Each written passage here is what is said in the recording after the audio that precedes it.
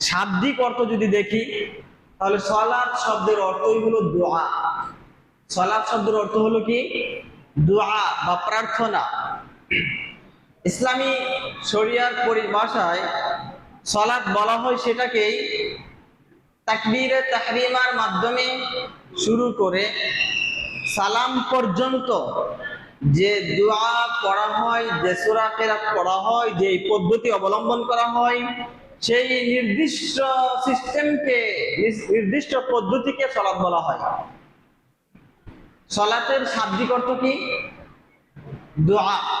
সালাতের শাব্দিক অর্থ দোয়া। এই জিনিস না জানার কারণে আমাদের দেশের মাযহাবী ভাইয়েরা সালাত শেষ করে, সালাম ফেরানো শেষ করে সাথে সাথে দুই হাত না তুললে তাদের মন ভরে না। যে এত কষ্ট করে সালাত আদায় করলাম, দোয়া না করলে কেমন যেন একটু খালি খালি লাগে। বলেন তো, সালাত শব্দের অর্থ কি? দোয়া।